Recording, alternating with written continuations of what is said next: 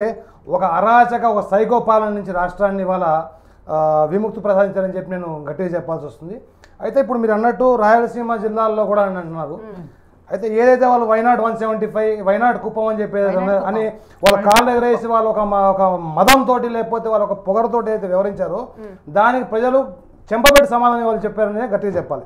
ఎందుకంటే మీరు చూసుకున్నట్టయితే కనుక చంద్రబాబు నాయుడు కూడా గెలవడు అని చెప్పి ఏదైతే వాళ్ళు గట్టిగా ప్రచారం చేసుకొచ్చారు, ఇవాళ రాష్ట్రంలో పరిస్థితులు చూసుకుంటే కనుక మీరు అంటే క్లియర్ కట్ కనబడుతుంది. అంటే వైఎస్ఆర్సీపీకి ఏదైతే వైనాట్ 175 అని చెప్పి నిన్నగా మొన్న కూడా చెప్పారు, అలాంటి వారి వాళ్ళ ప్రతిపక్ష హోదా కూడా దక్కని పరిస్థితుల్లో వాళ్ళు వచ్చారంటే ప్రజలు వాళ్ళు ఎంత విసిగి వేసారిపోయి ఉన్నారు, వీరి యొక్క అరాచక పాలన మీద వాళ్ళు ఎంత కడుపు మండుతూ ఉన్నారు అనేది ఇవాళ వస్తున్నటువంటి రిజల్ట్సే చెప్తా ఉన్నాయి. అయితే మీరు చూసుకుంటే కనుక అంటే 2 రోజుల క్రితం కూడా ప్రజలు మభ్యపెడదామని చెప్పి అంటే మొత్తం సర్వేలన్నీ కూడా ఒకవైపు చెప్తా ఉంటే అప్పటిదాకా ఒక ఏమంటారు దాన్ని న్యూట్రల్గా నిష్పాక్షమైనటువంటి సర్వే చేస్తారని చెప్పి పేరున్నటువంటి ఆరా మస్తాన్ని కూడా వాళ్ళు లోపరుచుకున్నారో లేకపోతే వాడిని మరి భయపెట్టారో లేకపోతే మరి ఏ రకంగా ప్రలోభ పెట్టారో తెలియదు. కానీ ఆయన కూడా వారి యొక్క సర్వే చూస్తే కనుక అంటే పూర్తిగా వన్ సైడెడ్గా కాకపోయినా సరే అట్లీస్ట్ అట్లీస్ట్ అంటే కొంచెము ఒక స్వల్ప తేడా అని చెప్పారు. అక్కడ కూడా మీకు చూసుకుంటే మీకు వైఎస్ఆర్సీపీగా ఆయన ఎడ్జ్ చూపించారు ఆయన. సో అది చూసుకుంటే ఇప్పుడు చూసుకుంటే వాళ్ళ ఎవరెవరైతే మీకు గత 5 సంవత్సరాల కాలంగా కాలు ఎగరేసి ఇవాళ వారి యొక్క పైశాచిక ఆనందాన్ని ప్రదర్శించారు, అటు అసెంబ్లీలో కానివ్వండి ఇటు బయట కానివ్వండి, కొడాలి నాని కానివ్వండి, అటు పెద్దిరెడ్డి రామచంద్రారెడ్డి కానివ్వండి, లేకపోతే నగరిలో రోజాను కానివ్వండి, లేకపోతే వలంనేని వంశీని కానివ్వండి, అంటే పేరు చెప్పుకుంటూ పోతే ఛాన్స్ ఆడంత లిస్ట్ ఉంటుంది. అందరినీ వాళ్ళ వారి యొక్క స్థానం ఏంటనేది ప్రజలు ఇవాళ చూపించారు, వారి యొక్క స్థానం ఏంటని వాళ్ళకి ఇవాళ తెలిసి వచ్చేలా చేశారు. ఇవాళ దానికి మరి ఒక్కసారి ఆంధ్రప్రదేశ్ ప్రజానికి నేను శుభాకాంక్షలు తెలియజేస్తా ఉన్నానండి. అయితే ఇది సరిపోదన్నట్టు ఈ జ్యోతిష్ శాస్త్రాన్ని అడ్డం పెట్టుకుని కూడా కొంతమంది కమిడియన్లు బఫోన్లు వచ్చి బయట అంటే ఇప్పుడు జస్ట్ ఇప్పుడు రీసెంట్ ఇప్పుడు లేటెస్ట్గా ఏంటంటే నిన్నటిదాకా అసలు ఇప్పటిదాకా చెప్పినటువంటి జ్యోతిష్యం ఇప్పుడు పూర్తిగా ఫలితాలు గట్టిగా ఉన్నాయి. గతంలో వారు పలానా సినీతారులు విడాకులు తీసుకుంటా అని చెప్పిన జరిగింది, ఇంకోటి చెప్పాను జరిగిందని చెప్పి నిన్న మొన్న వరకు కూడా అసలు ఊదర కొట్టినటువంటి ఒక మహానుభావుడు ఇప్పుడే ఒక వీడియో రిలీజ్ చేశాడు, ఒక 5 minutes బ్యాక్. మేము కూడా చూస్తున్నాం. అదే పెద్ద మనిషి ఏమంటాడంటే ఇదో చూడండి. రాష్ట్రానికి సంబంధించి నేను ఇచ్చినటువంటి ప్రిడిక్షన్లో నేను నరేంద్ర మోడీ గారి ప్రభావం తగ్గుతుంది అని చెప్పడం జరిగింది. అలాగే ఆంధ్రాలో జగన్మోహన్ రెడ్డి గారు గెలుస్తారు అని చెప్పడం జరిగింది. నాకున్నటువంటి విద్వత్తు నా విద్యను అనుసరించి నేను చెప్పడం జరిగింది. సో నేను చెప్పిన దాంట్లో సెంట్రల్లో మోడీ ఆధిపత్యం అనేటువంటిది తగ్గింది, ఒకటి జరిగింది. రెండవది ఆంధ్రప్రదేశ్లో జగన్మోహన్ రెడ్డి గెలుస్తాడు అని చెప్పి నేను చెప్పినటువంటి ప్రిడిక్షన్ తప్పింది. సో జనరల్గా జాతకాన్ని బేస్ చేసుకొని మాత్రమే నేను చెప్పడం జరుగుతుంది. సో చాలా రోజుల నుండి నన్ను విమర్శిస్తూ ఉన్నవాళ్ళు, నన్ను ట్రోల్ చేస్తూ ఉన్నవాళ్ళు ఒక లక్ష్యంగా చేశారు. సో ఈరోజు నేను చెప్పినటువంటి ప్రిడిక్షన్ 100% తప్పయింది, దాంతో ఖచ్చితంగా నేను ఒప్పుకుంటా ఉన్నాను. సో ఇన్ని రోజులు నాతో సహకరించి నాతో ఉన్న వాళ్ళకి, అలాగే ఇక ముందు నన్ను ఫాలో అయ్యి నాతో ఉండే వాళ్ళందరికీ కూడా మంగళాకాంక్ష.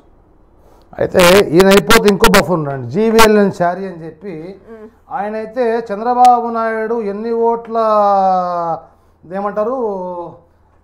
ఓట్లతో ఓడిపోబోతున్నారు కూడా చెప్పాడు ఆయన మానవాడు.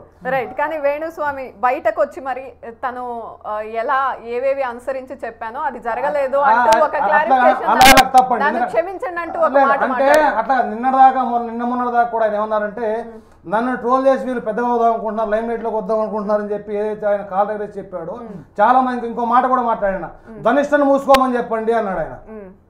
అచ్చతల్లో నేను చెప్పకపోయినా ఆయన భాషలోనే చెప్తున్నా, ధనిష్టను మూసుకోమని చెప్పారు ఆయన. సో ఆయన ధనిష్ట ఆయన మూసుకోవడం అనేది బెటర్, ఎందుకంటే జనాలు ఇంకెంతకాలం ఏమరుస్తారండి అంటే డబ్బులు తీసుకుని. ఇప్పుడు ఇంకో మహానుభావుని చూపిస్తా అక్కడ మీకు. ఈయన ఏమన్నా అంటే చంద్రబాబు నాయుడు ఎన్ని ఓట్లతో ఓడిపోతుంది, చంద్రబాబు నాయుడు 25,630 ఓట్లతో ఓడిపోతున్నాడు అని ధైర్యంగా చెప్పినటువంటి దమ్మున్న ఆస్ట్రాది ఆంధ్రప్రదేశ్ లో ఉన్నాడా? అంటే ఇప్పుడు చంద్రబాబు నాయుడు ఓడిపోతారు, 25,630 ఓట్లతో ఓడిపోతున్నాడు. వీడియో ఉంటుంది అప్పటిదాకా జాగ్రత్తగా అట్టే పెట్టుకోమని టీడీపీ వాళ్ళు జాగ్రత్తగా మడిచి జాగ్రత్తగా పెట్టుకోమని. ఇప్పుడు ఈ మహానుభావుడు ఎక్కడ మనిషి పెట్టుకోవాలండి? ఆయన చెప్పిన 25,630 ఓట్లు ఏదైతుందో ఆ మెజార్టీ దాటిపోయాడు ఆయన పెద్ద మనిషి. చంద్రబాబు నాయుడు గారు 25,630 ఓట్లు ఏదైతే ఓడిపోతారని చెప్పాడు, ఆ మెజార్టీ దాటిపోయడానికి దాదాపు ఇంకా 8-9 రౌండ్లు ఇంకా కౌంటింగ్ పూర్తి అవ్వాల్సి ఉంది ఒకటి. అయితే వేణుస్వామి వారి విషయానికి వస్తే ఆయన ఏమన్నాడంటే, నన్ను ట్రోల్ చేస్తున్నారు, నన్ను ట్రోల్ చేసి వీళ్ళు పెద్ద మనుషులు వద్దని చూస్తున్నారు, లేదా లైమ్ లైట్ వద్దని చూస్తున్నారు అని చెప్పి అన్నాడు ఆయన. ఇవాళ ఆయనకి వేరే గత్యంతరం లేదండి, లేకపోతే ఆయన వీళ్ళు ఇప్పటికీ ఆయన బయటకు వచ్చిన క్షమాపణ చెప్పకపోతే ఆయన ఇంటిని గేరావు చేయడం జనాలు సిద్ధంగా ఉన్నారు. ఇంకెంతకాలం అండి? అంటే ఇప్పుడు ఒకరిని కొమ్ము కాస్తూ ఒకరి యొక్క ప్రాబల్యం కోసం వాళ్ళ యొక్క ప్రాపకం కోసం లేకపోతే వాళ్ళ యొక్క వర్ధించిన లబ్ధి పొందామని చెప్పి ఎంతకాలం ఇట్లా తమాషాలు చేస్తారు వీళ్ళు? అంటే అదొక్కటే లక్ష్యంగా కదా. అట్లంటే ఆయన గతంలో చెప్పిన కొన్ని విషయాలు కరెక్ట్ అయినాయి. ఇప్పుడు ఆయన ఇంకో విషయం కూడా చెప్పారు, ఎన్డీఏ ప్రభావం అంటే క్రికెట్ లో గుగులే అంటారమ్మా. అదే అన్న, క్రికెట్ లో గుగులే అంటారు. ఇప్పుడు 10 రాళ్ళు వేసారండి, ఏదో రాయి తగలకపోతా ఆయన అదృష్టం బాగుండి ఇప్పుడు రాళ్ళు తగిలేయి, ఆయన అదృష్టం బాగుండి ఇప్పుడు రాళ్ళు తగిలేయి, ఇప్పుడు తగల్లా. ఇప్పుడు ఆ మాటకు వస్తే మీకు మొన్న తెలంగాణ విషయంగా చూసుకుంటే కనుక తెలంగాణ ఎలక్షన్లో కూడా కేటీఆర్ చక్రం వెళ్ళబోతున్నాడు, అసలు రాజ్యం వెళ్ళబోతున్నాడు, చక్రం తిప్పబోతున్నాడు అన్నాడు. ఏమైందండి? సో అంతకుముందు ఆయనకి కలిసి వచ్చింది. ఇప్పుడు నిన్న మొన్న కూడా చూసా, కిరాకార్పి చెప్తున్నాడు, ఏడో పబ్బుల్లో కూర్చుంటే నలుగురు మాట్లాడే మాటలు విని ఈయన వచ్చి మనకు చెప్పి జనాలు పిచ్చోళ్ళు చేస్తున్నాడని చెప్పి ఏదైనా అవన్నీ పక్కన పెడితే ఒక జనాల యొక్క నమ్మకం అంటే జ్యోతిష్ శాస్త్రం మీద కొద్దిగా గొప్ప నమ్మకంగా ఉంది. దాన్ని కూడా పూర్తిగా జనాలు అసలు వ్యతిరేకించే విధంగా లేకపోతే దాన్ని విశ్వసించే కూడని విధంగా తీసుకెళ్లే పరిస్థితి వీళ్ళు తీసుకొస్తాను. అంటే హిందుత్వం మీద ఉన్నటువంటి లేకపోతే హిందూ శాస్త్రం మీద జ్యోతిష్ శాస్త్రం మీద ఉన్నటువంటి నమ్మకాన్ని కూడా పోగొట్టే విధంగా ఇలాంటి కొంతమంది చీడపురుగులు వచ్చి దాన్ని గబ్బు పడతా ఉన్నారు తప్పితే అంతకుమించి ఏం లేదు. అట్లంటే అదే హిందూ ధర్మానికి కేర్ ఆఫ్ అడ్రస్గా చెప్పుకునే పరిపూర్ణానంద స్వామి కూడా నిన్న రాత్రే మళ్ళీ అధికారంలోకి వైసీపీ మీకు అదే చెప్తున్నాను. కొంతమంది ఉన్నారండి, అంటే వీళ్ళ వల్ల వాళ్ళ లబ్ధి పొందారా, వాళ్ళ వల్ల వీళ్ళు లబ్ధి పొందారా, లేకపోతే వీళ్ళకైనా చీకటి ఒప్పందం ఉన్నది తెలియదు. కానీ మీకు ఇంకో లాస్ట్ 175 సీట్లు 174 సీట్లు రిజల్ట్ అనౌన్స్ అయిపోయి కూడా మీకు క్లియర్ కట్ మెజారిటీ వచ్చిన తర్వాత కూడా ఇంకొక సీట్ ఉంది, దాని యొక్క రిజల్ట్ వచ్చే లోపల ఏమన్నా జరగచ్చు, బ్రహ్మాండం బదలవచ్చు, మేమే గవర్నమెంట్ ఫామ్ చేశామని చెప్పే మూర్ఖులు కూడా ఇంకా ఉన్నారండి. రైట్, ఒక అప్డేట్ చూస్తున్నామండి. పిఠాపురంలో పవన్ కళ్యాణ్ అఖండ విజయం సాధించినట్లుగా తెలుస్తోంది. ఫ్యామిలీ మెంబర్స్ అంతా ఒక్క చోటే చేరి హ్యాపీనెస్ ని షేర్ చేసుకుంటున్నట్లుగా కనిపిస్తోంది. 70,354 ఓట్లతో మెజారిటీ ఓట్లతో ఆయన గెలుపొందినట్లుగా డిక్లేర్ చేశారు. పవన్ కళ్యాణ్ గారు పనిచేయలేదు, డిప్యూటీ సీఎం ఇస్తామన్న ఆఫరు పనిచేయలేదు, కనీసం పోటీ ఇవ్వలేకపోయారు. రైట్ బాలగారు, అయితే అదే ప్రధాన ఇప్పుడు పవన్ కళ్యాణ్ గారు ఓడిపోతారు అని చెప్పి పక్క కాన్స్టిట్యున్సీని తీసుకొచ్చి అదే సామాజిక వర్గాన్ని అంటే సామాజిక వర్గ ఓట్లు చీలిపోతాయి, మేము ఒక మహిళను ముందర పెడితే గెలిచిపోతామని చెప్పి అయితే వీళ్ళు అంటే స్టార్ క్యాంపెయినర్లు కూడా వెళ్ళి అక్కడ ప్రచారం చేసిన పరిస్థితి చూస్తే అంటే పెద్ద పెద్ద తలకాయలు అన్ని పోయి అక్కడే కూర్చున్నాయి. సో అంటే ఇదేమైనా ఒకటి దీన్ని బట్టి క్లియర్ కట్ సందేశం ఏమొస్తుందంటే అండి, రాష్ట్ర వ్యాప్తంగా కూడా ప్రజలు ఒక డెసిషన్ తీసుకున్నారు. 5 ఏళ్ళ ఈ అరాచక పాలన ఏదైతుందో, ఈ దుర్మార్గపు పాలన ఏదైతుందో దానికి చరమగీతం పాడాలని ఏదైతే డెసిషన్ తీసుకున్నారో దాని యొక్క రిజల్ట్ ఇవాళ మనం చూస్తా ఉన్నాం. రైట్, ఇంకొక విషయం చెప్పండి. పిఠాపురానికి సంబంధించి స్టార్ క్యాంపెయినర్ గా శ్యామల వెళ్ళి అక్కడ ప్రచారం చేశారు.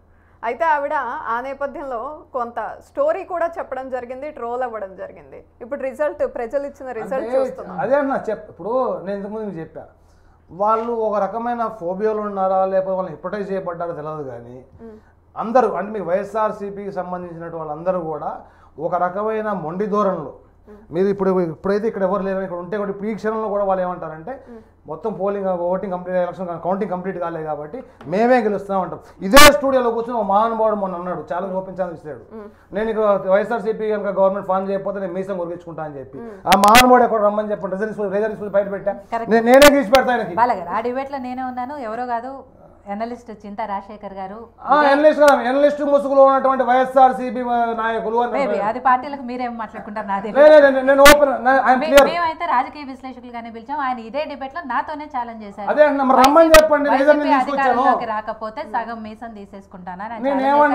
పొద్దున్న నుంచి కూడా మంగళ షాప్ కూడా ఆ డబ్బులు కూడా ఖర్చు పెట్టుకోవద్దు.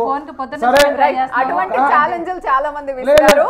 పరిటాల సునీతమ్మ ఓడిపోతుంది ఖచ్చితంగా అంటూ తోపుతుర్తి. నేనేమన్నా అలాంటి వాళ్ళు ఎవరైతే ఉన్నారో వారి యొక్క కష్టార్జితాన్ని కూడా వాళ్ళు నాశనం చేసుకోవద్దని చెప్పండి, పిలిపిస్తే నేనే గీసి పెడతా సగం మీసం కూడా. రమ్మని చెప్పండి. మరి ఇవాళ ఎక్కడ ఉన్నాడు నేను? అదే అన్న, అదే చింత రాజశేఖర్ గారు పొద్దు నుంచి ఫోన్ కనెక్ట్ చేస్తున్నాము ఆయన.